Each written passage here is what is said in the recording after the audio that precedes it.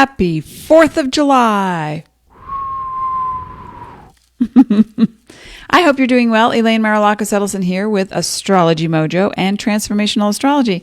It's not just about astrology, right? It's about conscious awareness. It's about being who you are. It's about making the most of this earthly incarnation. It's about having fun, putting compassion into the world. It's about so many things. Hey, Deanna's here. Well, I'll tell you something. I was making crackers this morning and I burnt them. So the house smells. Happy 4th of July. I'll be making more crackers right after this. and lunch and dinner and breakfast. All right, so who's here? Come talk to me. Hey, Sage. I think that, when we celebrate a holiday, it's not just that one-time thing, right? We look at the calendar and we're so orchestrated and confined to calendar events that I want you to think about every day is freedom. Every day is what? Rebirth. Every day is that feeling of compassion around Christmas time, even if you're Jewish. Every day is that sense of belonging and what you can share on this earth.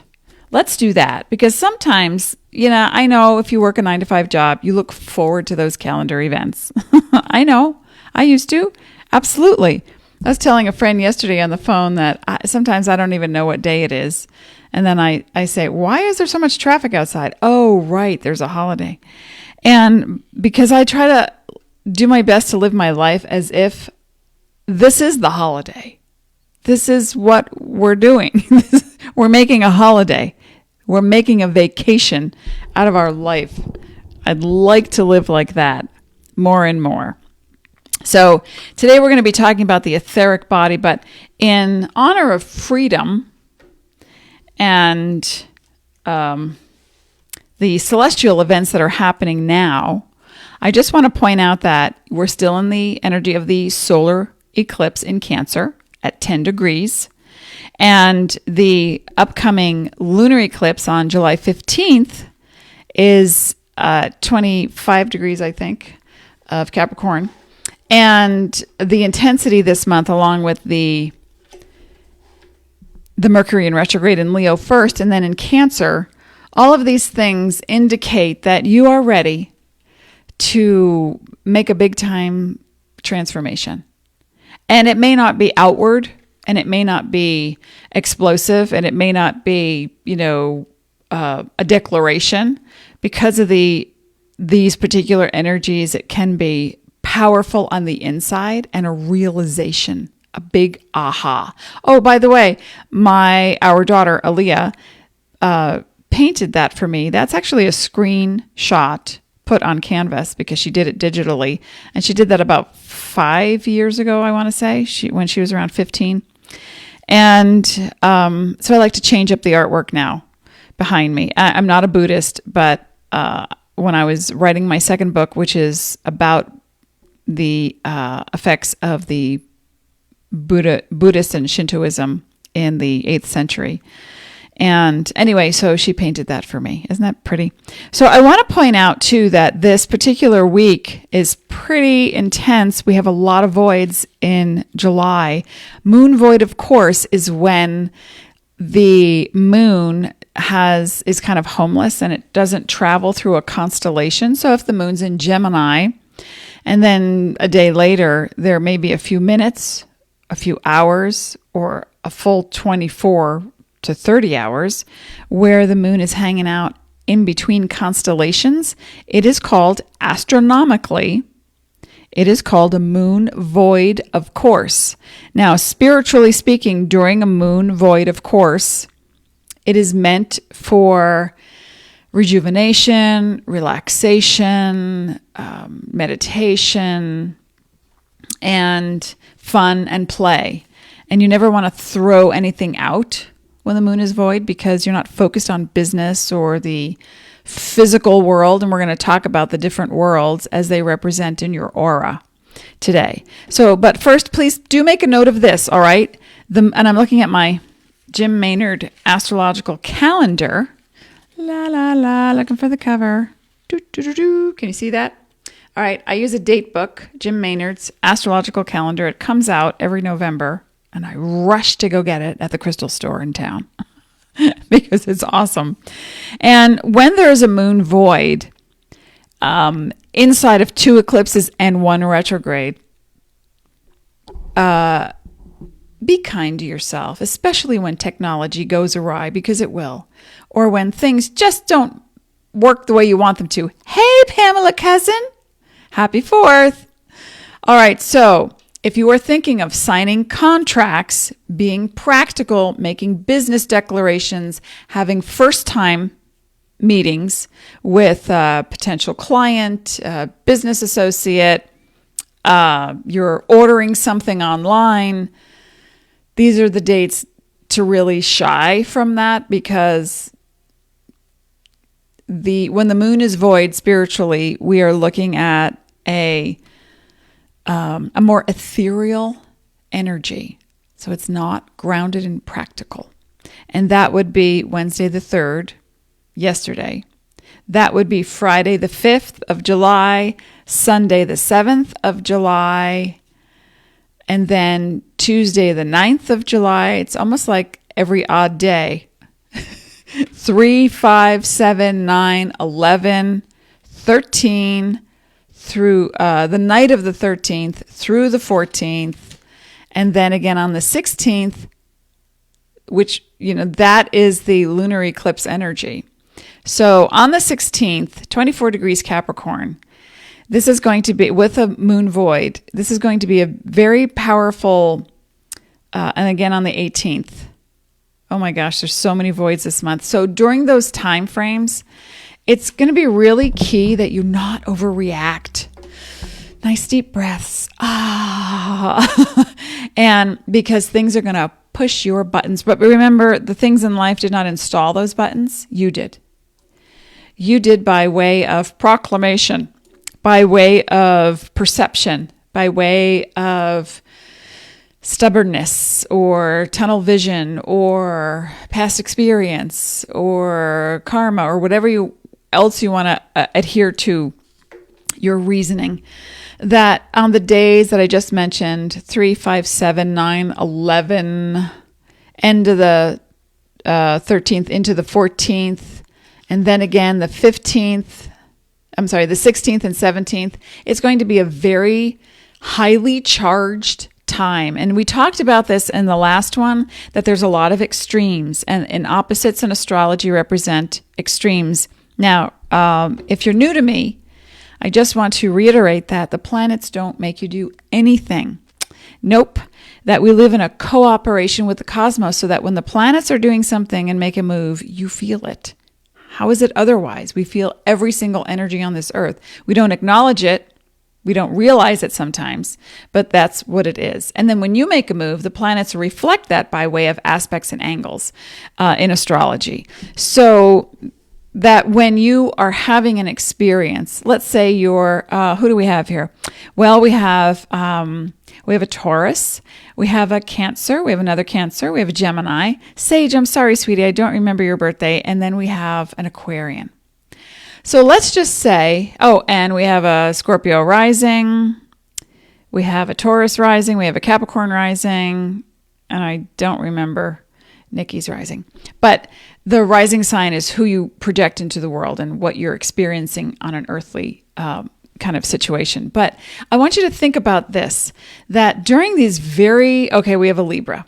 So we've got air, water, earth. No fire signs here today? Well, I have a Leo moon. There's the fire. When we are experiencing something, Catherine. Hi, Catherine. We have another Gemini. When we're experiencing something that is, it feels sudden. I want you to realize that during this very dense, intense time of energy, this is not sudden. What's coming up is something very old, Can I say that again? Very old. So whether it has to do with 10 years ago, 20 years ago, 100 years ago, you carry things in your aura and it shows. Illness will show in your aura before it presents in a physical body. Now, when we start with the physical body, and we're going to talk about the energy bodies, and I will show you an illustration I snagged off of Google Images, that you think you're contained inside your physical form because there's an outline. And then there's those people over there, and there's that city over there, and there's that thing down the street. But those things also carry energies. And so let's bring it out of the clouds and the spiritual rhetoric. When you are thinking and feeling and acting a certain way, you create a vibration. That is science, and that's proven. And when you have that vibration and you continue that frame of thought and that track that you stay on, the focus that you have, all these things create more vibrations. And those vibrations emit a frequency, and that frequency moves out. You are at the epicenter of that frequency. You're the center. And then it vibrates in every direction. Let me show you an image of what that looks like in an energy body. Hey, Shannon. What's your birthday, Shannon? Share. Ooh, what's this? The 7 subtle energetic bodies. Okay, so you are the physical body, and these also coincide with chakras. Now, if you're not familiar with chakras, they are the energy centers that connect your soul, your spiritual self, to your physical body. And when you are experiencing an illness, feeling out of balance, maybe you've had an argument with someone, maybe you're scared, maybe you're just terrified, maybe it's just, this world, it's just so too much. How many emails can a person get in a day? And you just have a reaction. My mother used to get junk mail a lot, and I would do my best to sign up this thing online that you can, opt out of 60% of junk mail. And after a while, she would just get a letter. And she would look at the letter and go, "What the hell? Why are they sending me?" And I'm like, "Mom, it's just mail. It's just mail." So when you build up stuff in your body, you push it out into your aura. Now let's just take a look at this, okay? There is a physical form. Now the base chakra, the red one, is also part of the physical aura. That's the physical body that you have.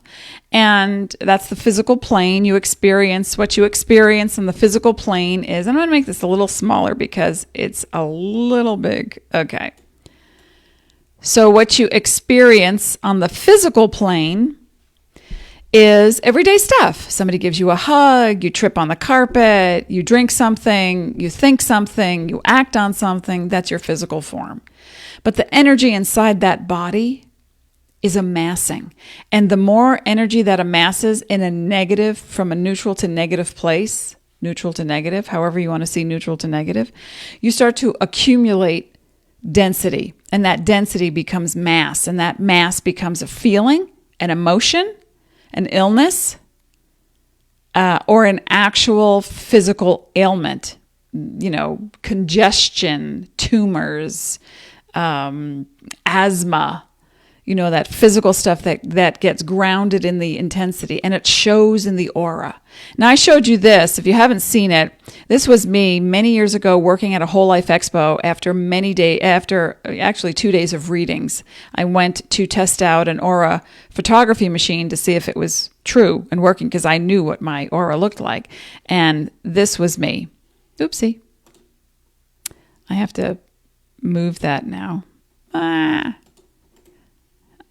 Transform, order, move to top. Ta-da! Okay, so that's me when I'm working with people. And you'll see the stripe that comes down the side. That's an actual, because I'm a channel, because I've got the etheric energy centers opened in my body. And I'll show you that in a second. And so, so there's the physical plane, right? It's very dense, intense, and sometimes slow to heal, slow to become ill. You don't just suddenly get sick overnight. Well, if you ate poison, you would get sick overnight or within minutes. But an illness basically builds over time. Let's look at it that way. Or a frame of mind, a depression. Now we have to look at chemical things in the body, etc. But again, it's the body, it's the physical plane. Then we move up on the field, and then we've got the emotional plane. These are all astral subtle bodies, right? So the emotional plane comes from, if you were to think consistently, I hate my job. I hate my job. I hate my job. Oh my God, another day, I can't wait for vacation. That shows in your emotion, but it also backfires and pushes into your body. So you've got all these bodies that, again, if you're new to me, and what I used to say and what I still say is that I could be in a room with 5 people. We're already commingling, even if we're 5 feet apart, 10 feet apart. Our energies are already on the other side of each other, because energy is everywhere. It's everything. It's who you are. Now, if you want to transform something in your life, you want to change your mind, to change your body, to change your experience, to change your whole attitude and future, you start with where you are. No matter where you are, that's where you start. You can't start with, I'm going to be this thing. I was that, but now I'm going to be that. But where are you now, right? Just makes sense. So let's move up. So I can't really read it well. It's in yellow. And so the emotional chakra is the navel chakra. And that color orange has to do with people and community and health and well-being. And then we move up into the mental chakra, which is the solar plexus, where the rib cage meets in your body. And that is the higher thinking. It's what you are focused on with your prefrontal cortex. And so the more you have congestion in your mind, the more you are head centered, where you just can't get out of your mind, and you're, in the middle of the night, your thoughts are racing and you're trying to solve problems, and you're going over conversations that you had with people, and you're trying to figure out how to solve the problem. Then you wake up with a stomach ache. Don't be surprised, because the brain activity coincides with the large intestine. And the large intestine is where the solar plexus is. That's the mental energy field. So the mental energy field is then one, here's the body, trying to straighten, here's the body, then that's the physical plane, and then we move into the emotional plane, and then it's the mental plane, and then we move into astral, right out of the heart. Because when you meditate, when you get calm, when you focus, when you come from compassion without obligation, when you come from compassion without expectation, when you come from your heart without, that idea of, I'm going to get back. I'm giving to them, so they're going to give back to me. That's that expectation. When you come without any strings attached, you can flow into the astral energy very clearly. And then you start to get images. Then you start to connect more with the spiritual elements, the angels, the starseed family, the light workers, the people who have passed on. And, because a lot of times people will say to me, how do you connect with someone who's passed on? And I'll say, well, you got to lighten up. It's the only way. You got to lighten up. You got to listen, because if you're dense in your mind, you're always thinking, you're narrow focused. If you're focused on trivial matters. Now, I'm not saying, you give up everything and, walk the streets and hand out flowers unless you want to. There's no judgment on any of it. But if you are aware of body-mind-spirit connection, and as you are aware of body-mind-spirit connection, what happens is you are in tune with the moment. Yes, the moment. That's 4th of July global. That's freedom. In tune, body, mind, spirit. When your mind is doing something and your body is screaming for food, for sleep, for safety, for boundaries, and you're not listening, You are not aligned, and it shows in your aura. So when we move from the astral plane to then the throat chakra, which the color is a blue color, you can experience any color blue. It's not always one color. It's your experience.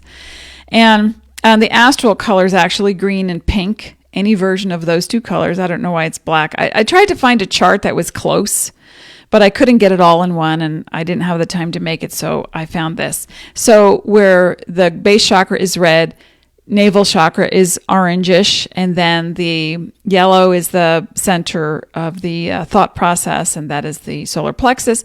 The heart is green and pink. And then the throat is a blue color. And when you are, and that's an etheric template, because when you can have a vision, the celestial layer of you is connected to the spiritual. So when you have a vision and then you can communicate that, and that puts compassion in the world with the astral body. Do you understand? So from the heart up, right? A lot of spiritualists come from the heart up, and they're not grounded in their body. So they might not have boundaries, or they might ignore their hunger, or they might constantly breeze through a conversation. And boundaries meaning they give unasked, and they can't filter the very dense physical world. Does this make sense? So let me just check in with people, see if there's any. Oh, we have July 11th. Wow. So you're right in the midst of all the eclipses, Miss Cancer. And Taurus rising and a Scorpio moon. If you have a Saturn return, by the way, it depends on the degree of your Saturn, but you've got another year and a half plus to go. Yeah, it's brutal. I'm a Capricorn rising. I get it. So, and I have a Saturn in Capricorn. Okay, so the astral body is the heart. When you start to open up your heart, the frequency that comes out without expectation, right? That's the hard part, because we're physical beings. And if I give you a hug and I feel you stiffen, I'm going to retreat. I'm going to feel awkward. I'm going to head case for 3 days and wonder, did I do something wrong? Did I say so? So we all do it, we just do. But when you can be more aligned with the vision, the third eye in the chakra world is an indigo-ish, purplish color.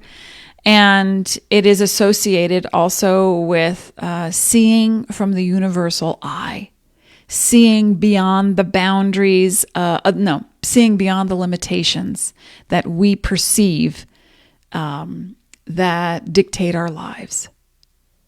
If I said to someone, you're so unhappy living in, wherever you live, Wisconsin, New Jersey, Africa, you're so unhappy. Why don't you just move? Why don't you just go somewhere? Well, how can I do that? How can I move? I have to get a new job. What do I do with my stuff? What about my family? So the limitations that automatically come up as stop signs for most people is what puts fear. I'm sorry. Let me retract that. It's what magnifies the fear that already exists. We all have fear, and the fear keeps us healthy and safe if we can understand it. And the fear being, I'm not going to go outside in the middle of the night, half naked, barefoot. I'm just not going to do that. It's not a safe thing to do, right?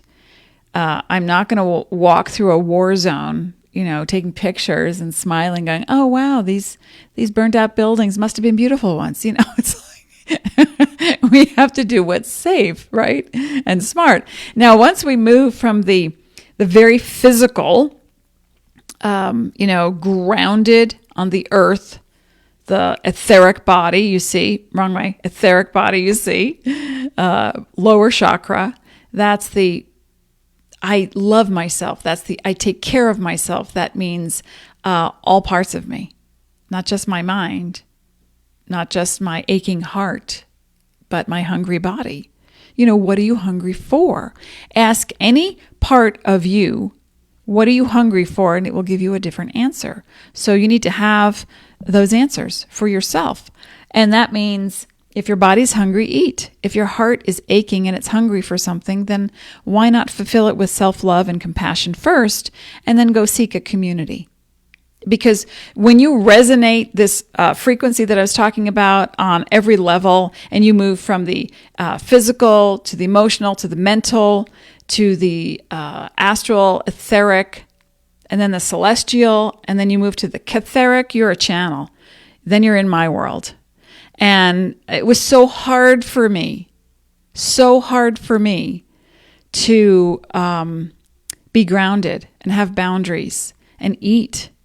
I starved myself most of my life. You would call it chronic dieting, but it was just like, yeah, I have to go do a reading. I can't eat right now because I felt clearer getting information when my body was not digesting and slow and heavy. So it took me a long time, and I suffered illnesses because of that.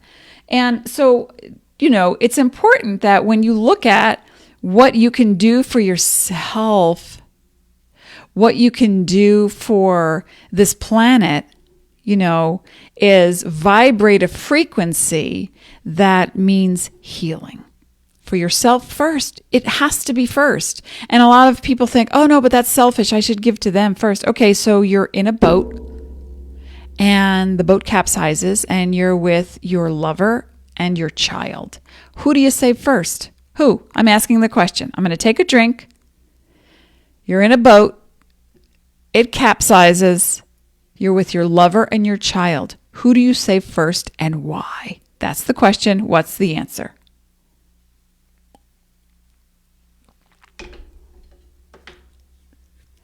And I'm going to pull a happy card in the meantime. Oh, I see. North Node is in Capricorn. Well, that's a positive thing. That's a positive thing. That means you're being pushed out of the nest. You're ready to fly. North Node in Capricorn. So and to create that healthy structure. So when we are looking at the entire body of energy, what you resonate, ta-da! I'm going to make this really big so you can see it while I go this way. Ah. Okay, what you resonate, you put out into the world, and other people feel it. So if you're stuck, I feel it. Thank you very much. When I heal, it helps you. Do you understand? This is a cooperation. This is a cooperative universe. And we're all in this together. That's one of my favorite Robert De Niro lines from the movie Brazil. We're all in this together, kid. If you don't help yourself, I cannot help you. But then I take on the load. And I was talking about that in the last audio. When we take on vows and contracts to help other people, it means, and that's why, people have asked me, but if people have died already, how are you taking on their load? Because I carry their energy so they don't have to. You understand? And you're doing the same thing. You see somebody having a tough time, you take on the responsibility for them. And okay, that's cool. We're all here to serve. But the thing is, at some point you need to stop carrying the burden. If someone in your life has been through a tough time or an illness or just a depression, or even has died of something tragic, and you carry that energy, you will carry the similar frequencies and then suffer the same. Does that make sense? So we need to stop the pattern. And the best way to stop the pattern is when you are feeling what you're feeling, feel what you're feeling. Is it that simple? Is it that simple? I could have had a V8, right? It's that simple. When you're feeling something, feel what you're feeling. But if it's a negative thing, we don't want to elaborate on the feeling again and again, over, days, weeks, months, years. I never got what I wanted. I talked and she never listened. He never listened. I never got what I wanted. I'll never get what I want. Okay, what does that do to your physical body? Your emotional body, your mental body, your heart, your astral body, your etheric body. What are you communicating? It narrows the focus down to one small complaint that becomes your entire world, and it sets up the frequency for your entire world. So that why are you surprised that the very next person you meet is not going to give you what you want? Because that's the order you're putting out into the universe. You're saying, yeah, this is what I know, this is what I want. So how do we stop that crazy, who was it? Susan Powder. Stop the madness, stop the insanity. I think she worked out. She was a workout coach or, very famous person in the 80s, Susan Powder. Actually we saw her. Remember, Dean? We saw her on a cruise, and she was doing a workout thing. She had like people on the cruise, bodyguards, and, stop the insanity. Hey, if you want to stop your insanity, I can help you. I've got one session left for my power eclipse session. That's 1 hour. And we're going to look at the trajectory of where you've come from, where you are now, and where you'd like to go. Because if we can look at this again, remember I showed you this the other day? Well, Yeah, that's the one. Okay, so I just have to make it a little smaller. Okay, so the sun in Cancer opposing South Node in Capricorn, opposing Saturn in Capricorn.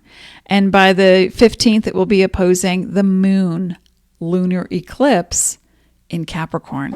That's the polarity I was talking about, the going back and forth. And what happens is the nodes are a very powerful thing in astrology, and they represent an adjunct of the moon.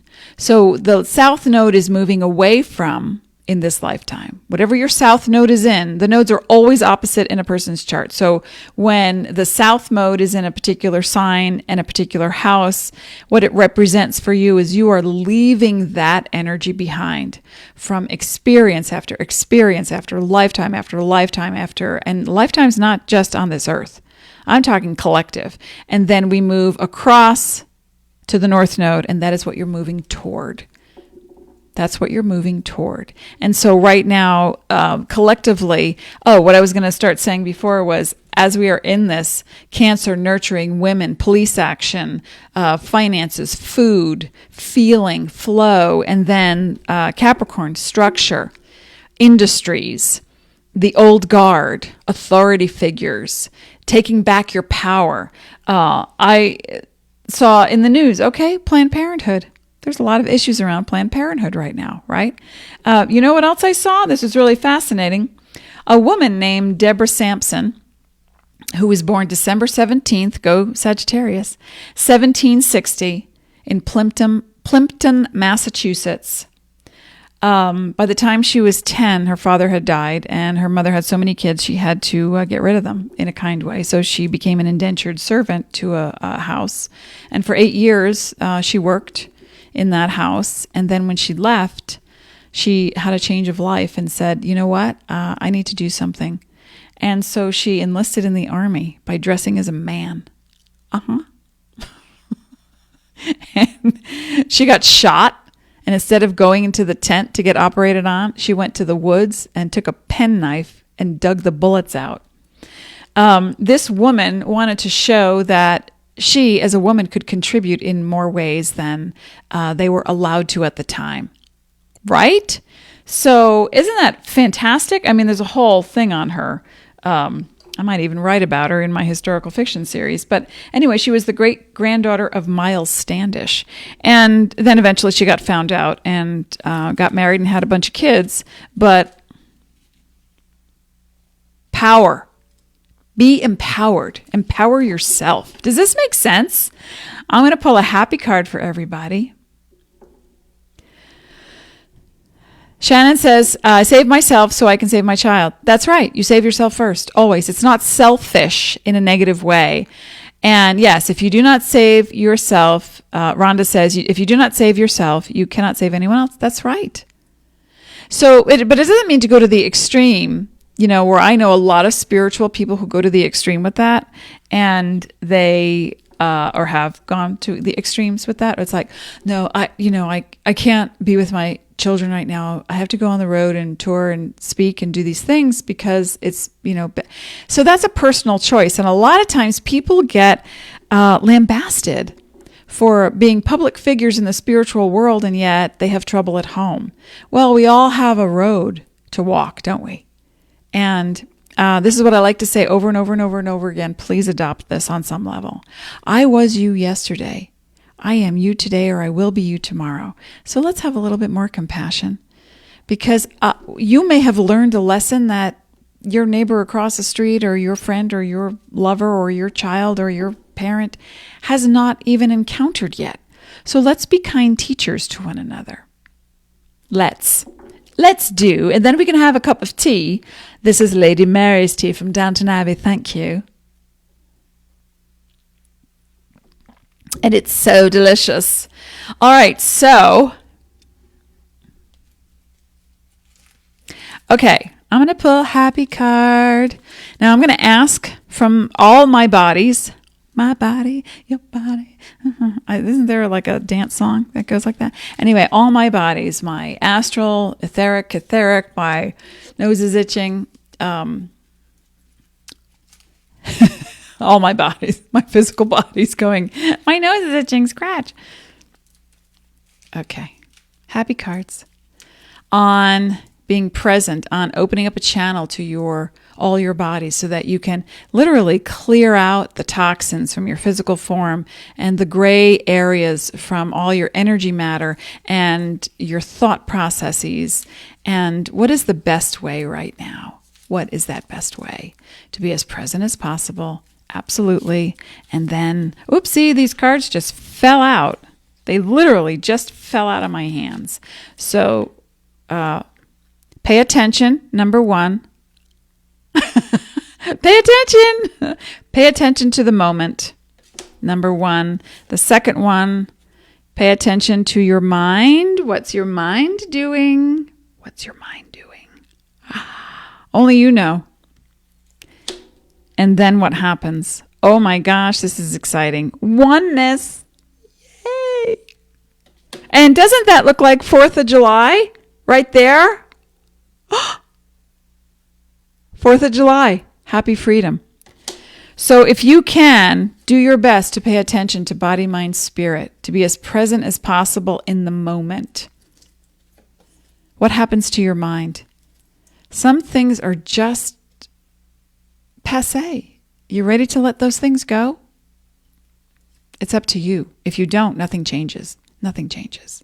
Really. And then you experience oneness. The attention that you can put on something that is no longer relevant to who you are. You may have an argument with someone and it doesn't end. And then you think, I'm just so tired of the same darn conversation. I'm tired. I'm ready for something different. Because when you lock yourself into a particular way of being and a frame of mind, then, and you're convinced that this is the way and the best way, but yet you're ignoring parts of you that need attention, then what you put into your energy field is scattered, fragmented energy that can only attract to you scattered, fragmented dreams. We don't want that.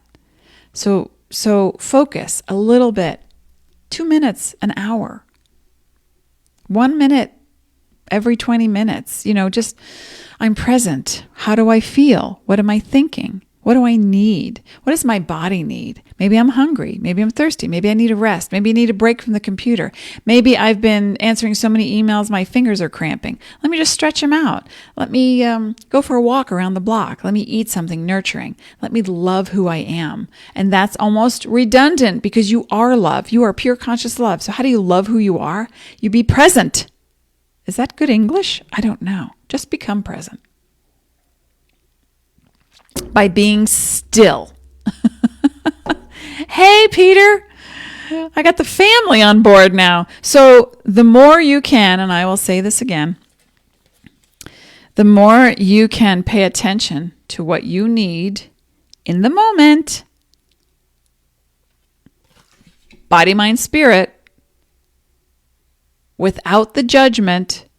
You might think, but I just took a break 20 minutes ago. Why am I so tired? I have to push through. I have to get this thing done. Yeah, no, you don't. No. Really? Do you? I mean, think about it. If you were in this instant taken off this earth, would your last thought be, I forgot to take out the garbage. I forgot to answer that email. I should have mailed that letter yesterday. No. No, those would not be your thoughts. I can assure you. Then once you pay attention to your body, mind, spirit and what you need in the moment, then what comes up is, what is your mind doing and where is it going? And can you reel it in? Let's reel it in. Where is it going? You see something on Facebook and suddenly you're incensed. And you're like, why would they say that? I don't agree with that. There's that. And then you start, clickety clack. You have better things to do with your energy, right?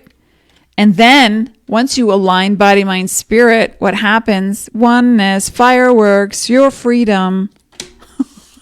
I can't think of any other way to say it. One last time I will show you. When I'm doing readings and I am so in line with who I am, and it's not all the time, it's more than it ever has been. But when I'm doing readings and I'm so in line with who I am, this is what I look like. And the colors of fire orange, of healing, of community, of nurturing, of white light tinged with blue, ultra blue, and that is higher information that you have access to. Do you hear the word higher? It doesn't mean selective or elite. And it is higher for you. It's there. It's energy for hire. But you don't have to pay for it. And then magenta, seeing with the universal eye, seeing with the mind. And the mind, not just, they have, what do we call it, Dean? Cognitive dissonance. When you believe it is this way. And it creates conflict in your life. And you shut off the possibilities. You've got blinders on. You shut off the possibilities to whatever it is. Right? So this image that Aaliyah made for me 5 years ago, because I was writing a book about Buddhism and Shintoism. Actually, it was historical fiction fantasy and not about Buddhism so much, but it had a Buddhist element and a Shinto element. And, people will say, oh, you're a Buddhist. And I go, no, I'm really not a Buddhist. Oh, you've got a Greek name, so you must be Orthodox. It's like, no, I'm really not. I have been.